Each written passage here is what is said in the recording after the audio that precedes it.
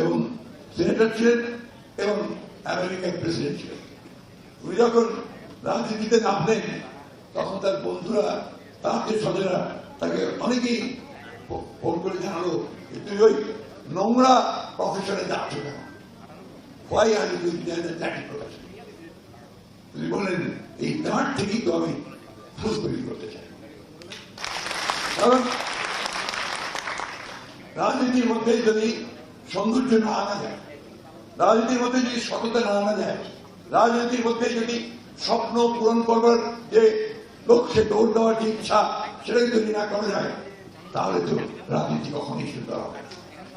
আর রাজনীতি হয় আমরা তাদের গতবার দেখলাম পালিয়ে যেতে হবে জনগণের কাছ থেকে, দেশ ছেড়ে, আর শুধুমাত্র সম্পদ তৈরি করা নেই ব্যক্তিগত স্বার্থে, তাহলে মানুষের ঘৃণা ছাড়া আর তারা কোনো কিছু যুক্ত করতে পারে না, তখন সেটা আমি তোমাদেরকে এইসব কথা বলে ভারাক্রান্ত করতে চাই না। আমি তোমাদের সামনে একটা সুন্দর স্বপ্ন তৈরি হওয়া দেখতে চাই। আমি তোমাদের সামনে একটা নতুন সূর্য উঠুক দিগন্তে সেই সম্ভাবনা দেখতে চাই। এই বিষয়গুলো কিন্তু সবসময় মনে রাখতে হবে। অনেক সুন্দর আলোচনা হয়েছে। একটা তোমাদের বয়সের ছেলেমেয়েদের জন্য জীবনটা অনেক সুন্দর, জীবনটা অনেক স্বপ্নময়। স্বপ্নময় রাখতে হবে, স্বপ্ন সবসময় দেখতে হবে।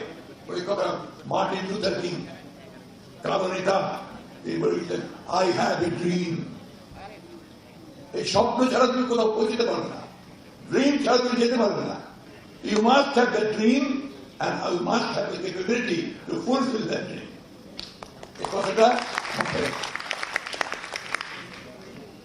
আমরা অনেকেই হতাশ হয়ে পড়ছি। অনেকেই বর্তমান এত বড় একটা অভ্যুত্থানের পরে এত বড় একটা সুযোগ সৃষ্টি হয়েছে দেশটাকে আবার সুন্দর করবার, সুন্দর করে গড়ে তোলবার। আমরা যখন চারদিকে দেখছি যে আমাদের রাজনীতিবিদরা ঐক্য হারিয়ে ফেলছেন, অনেককে চলে যাচ্ছেন, চারদিকে দেখছি যে অনেকের সুর, তখন আমরা অনেকেই হতাশ হচ্ছি।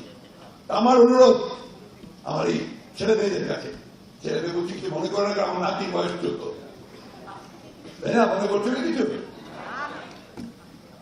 আমি যেন বলছি যে আমাদেরকে সবসময় মনে রাখতে হবে, আমি যে মানুষটাকে খুব শ্রদ্ধা করি, দুজন কবিদের মধ্যে একজন রবীন্দ্রনাথ ঠাকুর, একজন নজরুল ইসলাম।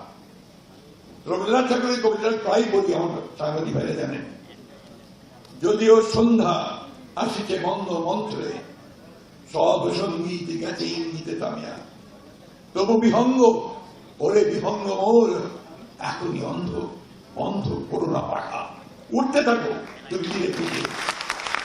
ঠিক একইভাবে, ঠিক একইভাবে আমি বলতে চাই, কে আছো জোয়ান, হওয়া গোয়ান, একই ভবিষ্যৎ। ভবিষ্যৎ তোমাকে ডাকছে। আজকে তোমরা যারা এখন যৌবনে পা দিচ্ছ, নতুন পৃথিবী পা দিচ্ছ, সেই পৃথিবী তোমাদের ডাকছে। এবং যে কথাটা ডক্টর খান বলেছেন, তবুর খান, নিজেকে তৈরি করতে হবে পৃথিবীর সঙ্গে প্রতিযোগিতা করতে। পৃথিবীটাই আমি প্রতিযোগিতার পৃথিবী হয়ে গেছে। তুমি টিকতে না পারো, তুমি নিশ্চিত করে যাবে। সেই জায়গায় তোমাকে পৌঁছতে হবে, তার জন্য তোমাকে তৈরি হতে হবে। আমাদের দুর্ভাগ্য আমাদের দেশের শিক্ষা ব্যবস্থা সেই রকম তো নয়, বরং অত্যন্ত নিম্নমানের। এর জন্য দায়ী রাজনীতিবিদরাই, এর জন্য দায়ী আমরা, এর জন্য দায়ী আমাদের আমলাতন্ত্র। এখানে শিক্ষার উপরে খুব কম গুরুত্ব দেওয়া হয়েছে।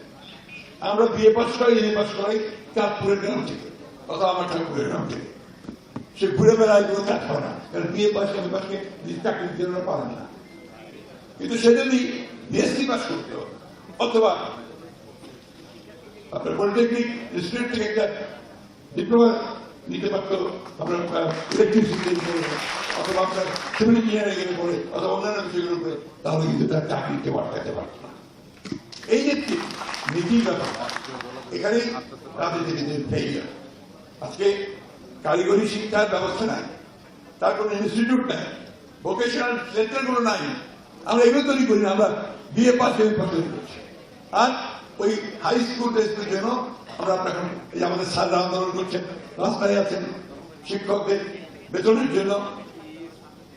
এটা তো অনেক ভালো হতে পারত যদি আমরা পুরোপুরি এটাকে পরিবর্তন করে শুধুমাত্র অতি মেধাবী ছাত্রদের জন্য হায়ার এডুকেশন, কিন্তু আমাদের সাধারণ বেশিরভাগ ছাত্রদের জন্য আমরা যদি আপনার ভোকেশনাল অ্যান্ড টেকনিক্যাল ট্রেনিং ব্যবস্থা করতে পারতাম, তাহলে আমাদের সবচেয়ে ভালো করে আমরা লাভবান হতাম।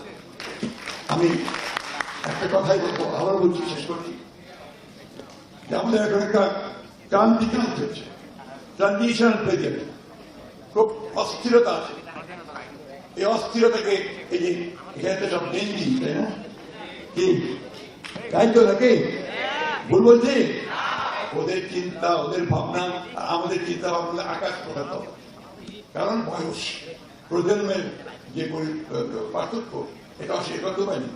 এরা যখন প্রেসিডেন্ট জিয়া রহমানের সাথে হিজবুত বাহিনী সমুদ্র ভ্রমণে গেছে এবং তাকে সমুদ্র সম্পর্কে জানানো হয়েছে সেখানে, তখনকার সময় আর এখনকার সময় তো এক না।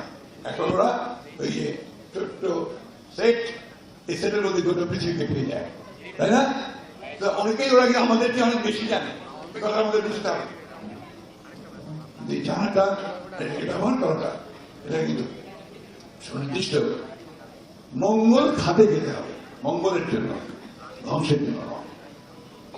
গোটা পৃথিবীতে কিন্তু অস্থিরতা, সব মিলিয়ে আমরা যদি মানব কল্যাণে কাজ করি, সব মিলিয়ে আমরা যদি সুন্দর পৃথিবী তৈরির জন্য কাজ করি সবাই মিলে, তাহলে আমরা সেটাকে সুন্দর করে এগিয়ে নিয়ে যেতে পারবো। তোমাদের জন্য আমাদের দোয়া, তোমাদের জন্য আমাদের সার্বক্ষণিক প্রার্থনা আল্লাহ তাআলার কাছে। আল্লাহ তাআলা তোমাদেরকে যেন সঠিকভাবে মানুষ হওয়ার মতো তৈরি করেন। একটা দেশে এই মানুষ হওয়াটাই সবচেয়ে বড়। ধন্যবাদ।